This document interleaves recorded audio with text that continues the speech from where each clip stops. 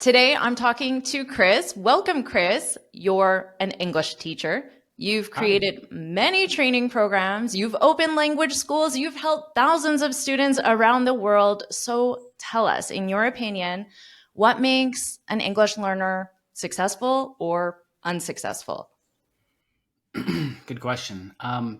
So for me, a successful English learner is someone who's open to change because so much of learning a language is about changing something that you believe, right? First, you believe that language works in a certain way. And when you learn your first language, um, you might think that everything works that way. So when you learn a new language, there's a lot of new things to learn. And so some people are ready for that and some people aren't.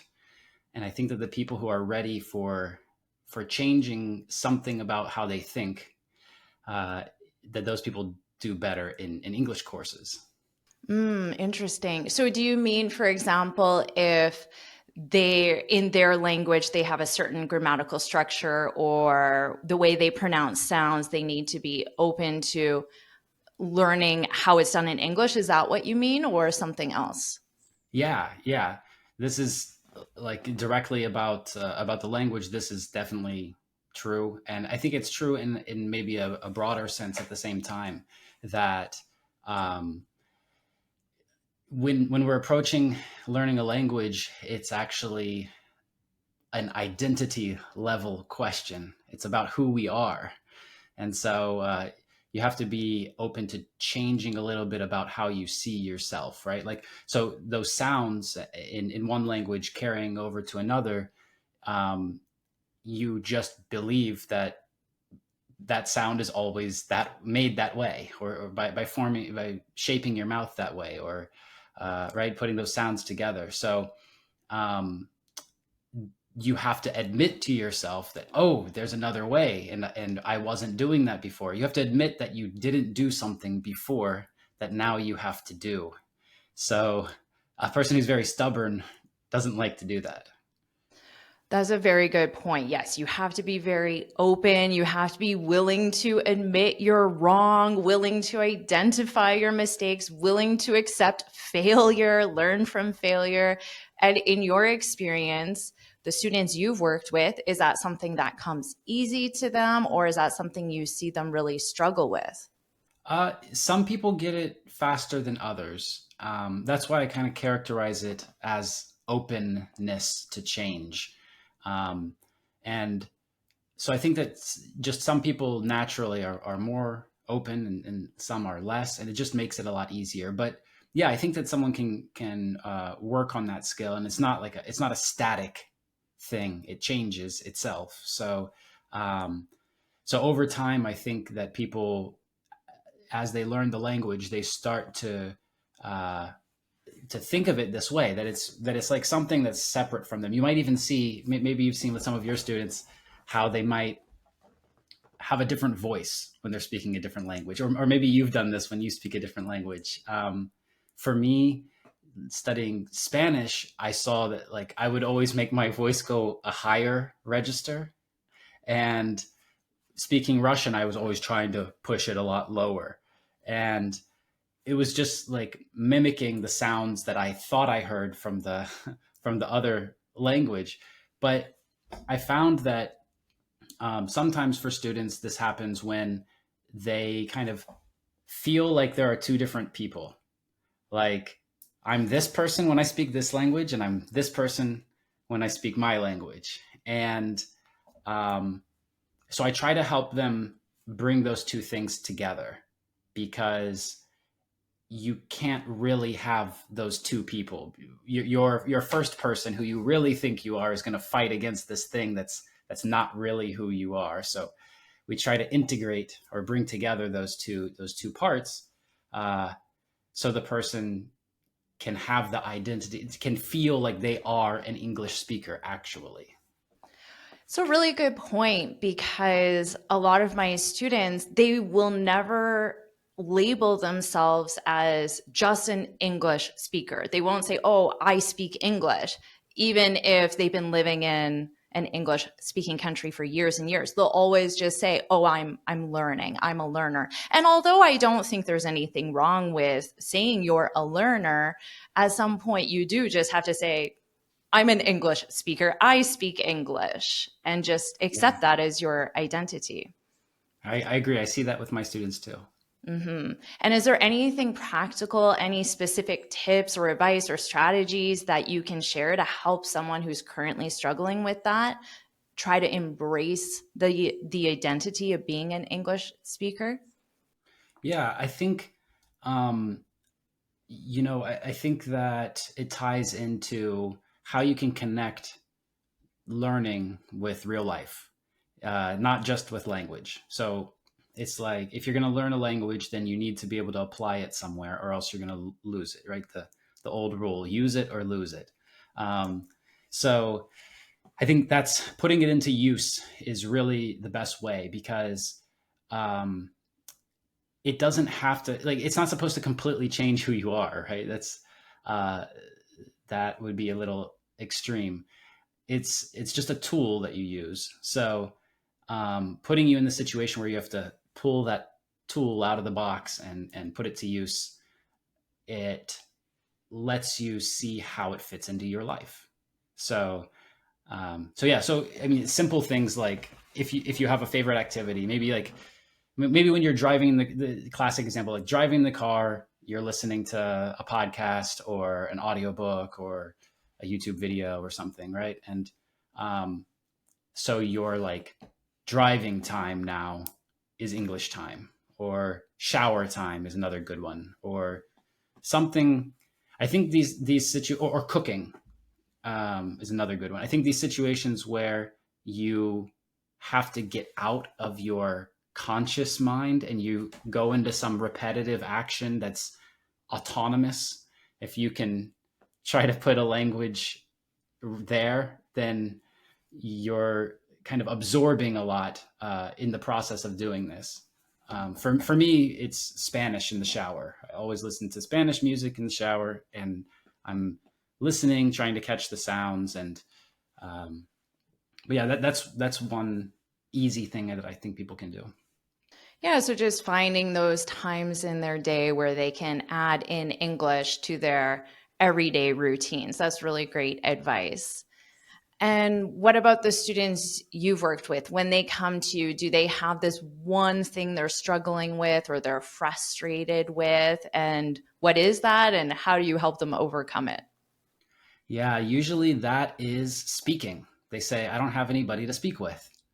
Um, and so uh, in the beginning, what I decided to do was I would just teach a lesson every day at the same time. And I did that for like 40 days in a row, and then decided this is kind of extreme. I need a couple days off sometimes. And so then we started bringing on more teachers and more teachers. So now we have a place where we have 24/7. A person can just log in and speak. So this is how we've tried to solve that problem.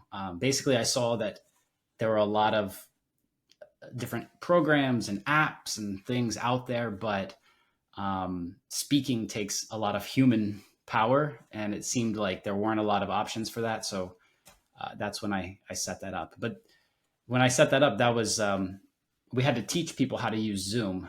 Nobody knew what Zoom was. Nobody had been using that. So um, there were a lot of little things like that that came up along the way. But yeah, for speaking, I think it's just there are a lot of people out there, and you can find people to practice speaking with. And there are a lot of good teachers that can help with that too. And so finding something that works for you and someone you like practicing with who can help you, I think that's really important.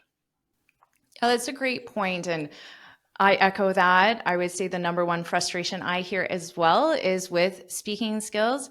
And sometimes my students, they act like it's difficult to find someone to speak English with, whereas in my mind, I think, but we're everywhere. Native speakers are everywhere around the world.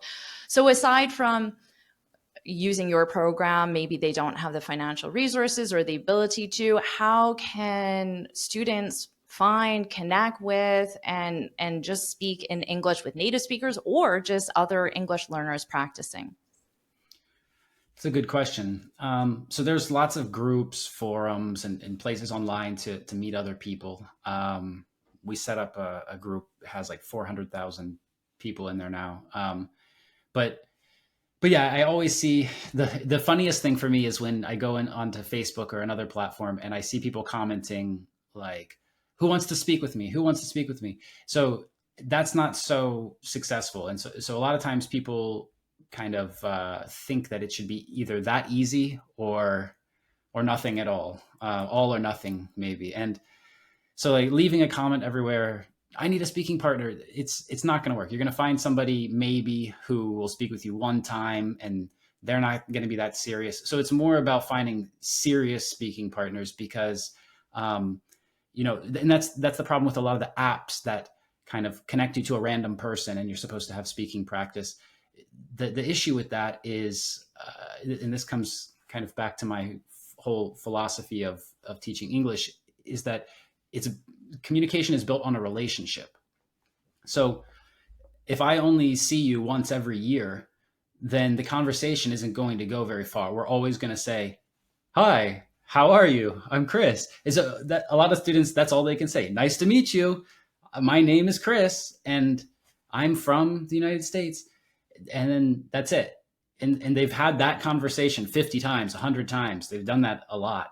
So you have to get past that, and the way to get past that is to have a longer relationship, a real relationship. So I think that a student's relationship with a teacher should model a real life relationship that they're going to have out in the world. So it's going to progress through stages. You're going to start more formal, and then you're going to get less formal as you know each other better. You're going to talk about more topics, right? So if you just go online and just try to find a random person like that, then it's not going to work. So it should be based around some kind of mutual interest, right? So you asked about other learners. So if it's other learners, this is the issue I see, and they need to find a common interest. If it's with native speakers, then like it's not going to just be interesting for that person to just talk with you, probably. So again, it's like, what's the common interest? What's the goal? And probably that brings us back to another big issue with students, right? Is what is the real reason that you're learning English, right? And why do you bring that up in your experience? What is it for students? What's the real reason that you hear about from your students of why they're learning English? Usually when we ask them, though, they're going to say something like, to speak better. Okay. Or to like, it's very like it's not a joke, but like this is directly what they're thinking about, right? And it's sort of about what's the want and what's the need. So I want to speak more fluently. I want to connect with more people around the world. I want to access more information. I want to get a better job.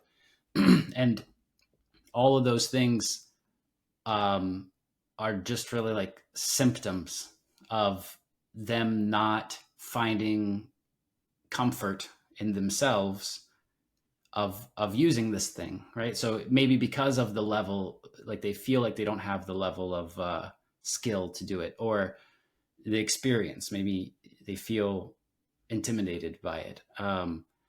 But yeah, it's usually something deeper, right? Um, and so usually they're talking about these things that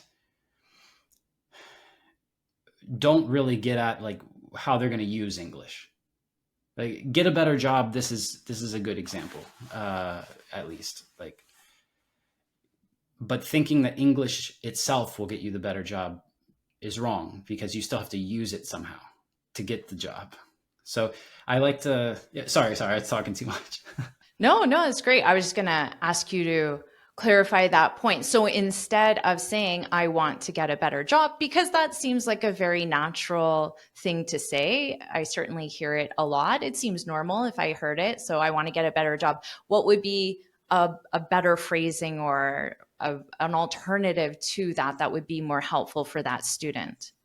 Yeah, I think I want to get a better job is a good statement, but I want to speak better, or I want to be fluent, for example. We hear that a lot, right? I want to be fluent.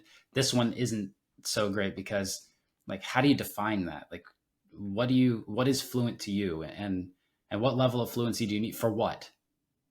And so it's very ambiguous, right? And so it's an unattainable goal.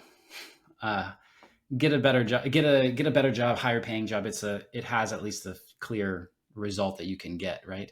Um, but I think that the core thing here is like thinking. So the point I was trying to make, which I guess I didn't make very clearly, was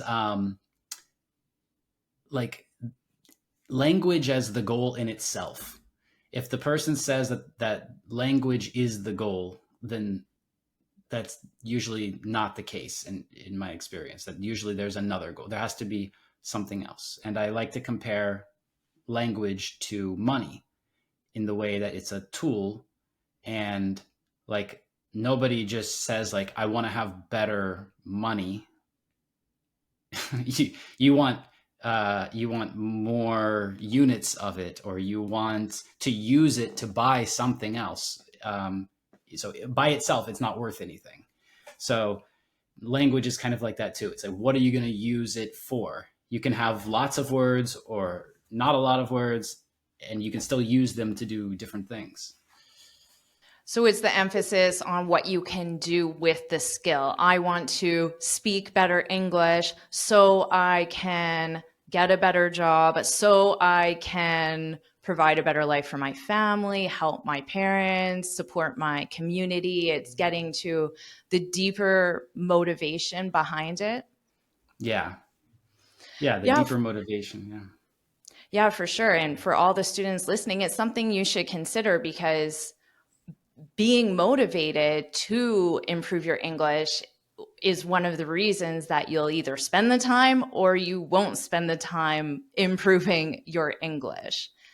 And actually, speaking of time, that is something I hear a lot from my students. They say, Jennifer, I need to improve my English. I want to improve my English, but I don't have time.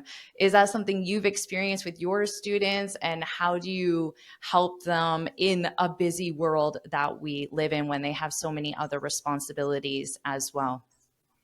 Yeah, I think one of the things we talked about before, which was combining English with an activity that you already do, Mm-hmm. I feel like this is a good way to tackle not having time. So you combine these activities, but that's not always possible, and that's like a different kind of learning than when you're focused, right? So how do you really find the time for it?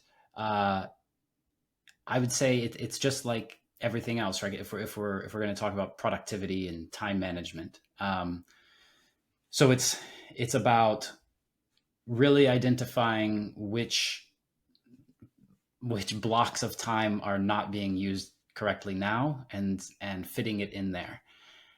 This can be challenging for students because you have to sometimes balance your timetable with a teacher's timetable, or with another student, or something else, and um, so that can be a challenge. And so it's really about prioritization at the end of the day, right? If this is a priority, then it will take place of something lower priority. Um, and I think that it's also important to note the cyclical nature, the cycle, the circle of English, right? Because it's like a lot of people compare it to going to the gym, working out, exercising, or taking a shower. Like, you take a shower one time, you're clean. That doesn't mean you're clean forever. The same is true of an English lesson. So you take the English lesson one time, you got some new information, you got added fluency, but that doesn't mean you're going to be fluent forever, and you'll lose it if you don't use it. So yeah, you have to find the time as far as prioritization against other activities you're already doing, but you could connect those activities like we said before. But then you also need to remember that it has to repeat, right? So you don't want to fall into the trap where you do it a couple times and then you come back 3 months later and then start from zero again. Excellent points you provided. I really love your use it or lose it. For everyone watching, that's a proverb in English, use it or lose it. I don't know if it translates into other languages, but I'm sure you get the sense of it. If you don't use your English, you will lose your English. So you have to, like Kris said, that cycle. You don't just shower once and expect to be clean forever. So the same thing with English. I really love that analogy. Thank you for sharing that. Now, Kris, you live in Florida. Can you tell everyone about the diversity of Florida from a language perspective and what life in Florida is like for you from a diversity of language perspective? Yeah, yeah, absolutely. It's a really interesting place to live. The part of Florida where I live, it's mostly English speaking. There's still a lot of Spanish speakers, but if you go to some parts of Miami, then the majority is Spanish speaking. So you can walk into shops and people are only speaking Spanish. I mean, I can find those places here too, but it's harder to find them. But Spanish is definitely the major second language, or just a second major language of Florida. So that's a really interesting environment to be in. And I'm a parent. I have two daughters, and so it's really interesting to see how families raise their children who speak more than one language. So, some parents who are Spanish speakers, they move to the United States. They both parents speak English. Their child goes to school and maybe will struggle learning English, but some of them will say like, "Oh, I want my child just to speak English. I want them to." So English is a real big thing for them. Some parents maybe don't even teach their children Spanish. They speak Spanish, but they don't teach their children Spanish, and they say only English. We just want them to speak English. And then some families teach them both, and children speak both. It's interesting to see people's choices, parents' choices about raising bilingual children. Apart from that, there's a lot of I don't live too far from the city here, Tampa, Florida, and there are a decent number of diasporas, groups of people from other countries who live here. So you can hear. My wife is Russian, so I pick up on Russian all over the place when we're walking around, but a lot of other languages too. Yeah. Well, thanks for sharing that. And the reason I asked because I wanted students to get some perspective of diversity in North America because a lot of students tell me they are very afraid of using their English with native speakers, particularly because they think native speakers are going to judge them because of their accents, their grammar mistakes, their lack of vocabulary, and how they sound, and just those feelings really prevent them from wanting to interact with native speakers. So, is that something that your students have experienced? And then, how would you help them overcome that? Yeah, yeah. There's the what did I say? There's this phrase that I like to say to characterize this. Um, it's so strange that people who are learning a language, they learn all of the rules of the language so that they can speak and sound like the people who forgot all of the rules of the language. um, That's a really good point. so students are here studying rules, studying the books, and trying to speak correctly, but and trying to speak like a native when the native people completely forgot the rules, don't care about the rules, and they're not thinking about the rules at all. So it's really like a language learner thing to even think that that someone's going to care that you made a mistake, right? Because the first point is you're just speaking; it's just communication.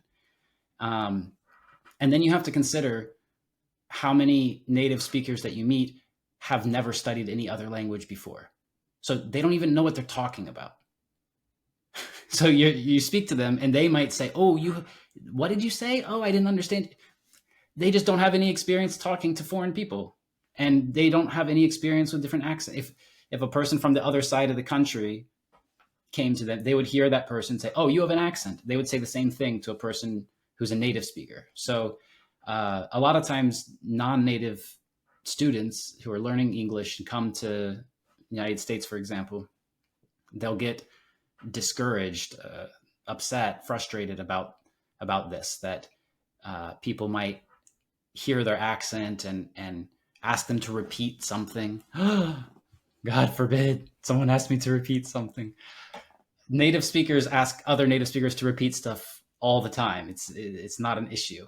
But yeah, so I think especially the rules, when you're really focused on rules and being correct, then it can really hold you back, because you're thinking about the speech and the language a lot more than the people who you're talking to. I'm glad you said that. It's such a great point for all of you to remember. You spend a lot of time interacting with English teachers, but just remember out there in the real world, you're talking to a regular person who is not an English teacher. They know nothing about grammar rules, although they speak the language. Yeah, and I think most people are like that, even in other languages too.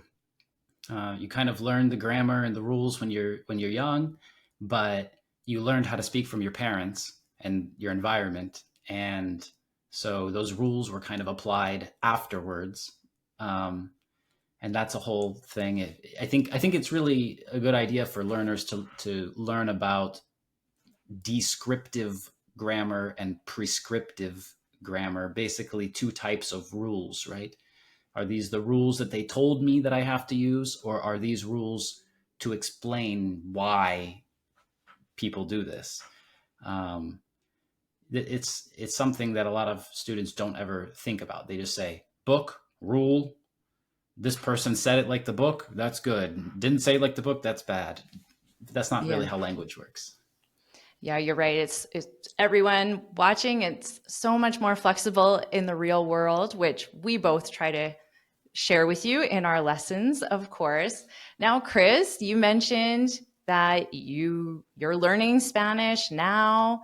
You're married to a Russian, so I'm sure you've learned Russian as well. So tell us about your experience learning languages, some of your successes, failures, and anything you want about that. Yeah, I think I'm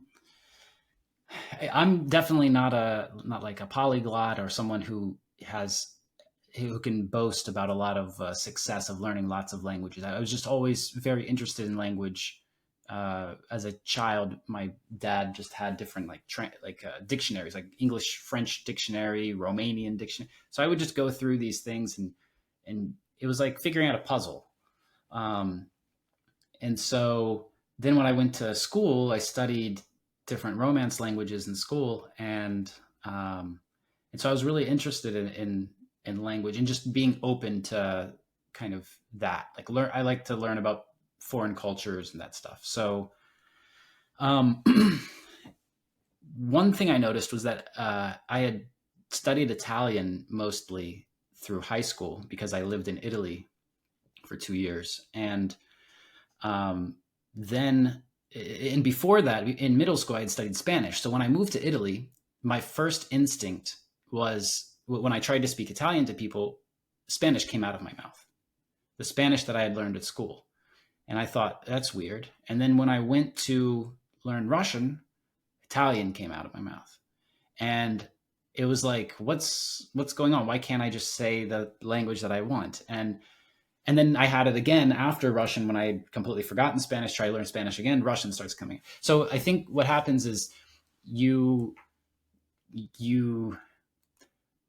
like make a place in your brain when you learn the first foreign language. You make like a part of your brain that says there's your first language, and then everything that's not first language is over in this other category, and so everything kind of gets put into this one category. And then as you learn more languages, you already have the skill of categorizing, but now you have to create another category. And so what we talked about today about connecting language learning to activities, that really has been a big thing for me. So Russian is really the only language that I became fluent in. And it's definitely because I had a real world use. So I was in that place. I wanted to connect with people. and there was a website that's like a Russian version of Facebook, and I would basically just go on there and add random people, and then they would send me these strange messages, and so that's how I started learn. I would just go like step by step, like on a chessboard. You like moving one piece and one piece, and I would see what they say back to me, and I'd say something, and then I would see how far I could get the conversation before they just got angry that I was not writing the right stuff. And um, eventually that turned into like being able to write on the keyboard faster than most Russian people, being able to like write pretty well, and then from there speak well, because on social media people tend to write closer to how they speak. So yeah, that's kind of my little language journey. An interesting journey you had with Russian. And what I took away from that is you made it fun. You had fun with it. You had fun when you were making mistakes and you just kept at it. And like you said, you had the real world reason to need to learn Russian as well. So that's great that you had that experience. So, Kris, if my students were to do only one thing this week to improve their English fluency, what should that one thing be? Talk to somebody. Have a conversation in English. Just maybe you studied and maybe you went to a class at a university, or maybe for work there was something you had to do that was in English. Like maybe you read an email. Whatever you had to do, just practice getting the words out of your mouth. You just have to do it enough times for it to become more automatic. So if you want to get strong, do push-ups. So do some push-ups this week. You heard it, everyone. Talk to one person this week. That's a very simple thing to do. That's achievable. I know you can do it. Talk to one person this week. Great advice, Kris. So, Kris, where can my audience connect with you? Well, they can find us at krisamericos.com, or just go to YouTube, Instagram, Facebook, look for English with Kris Americos, and you can connect with us there and get whatever you need from us. And of course, everyone, I'll put the links in the description, so make sure you check. Thank you so much, Kris, for being here and sharing your wonderful advice with my students. Thank you so much.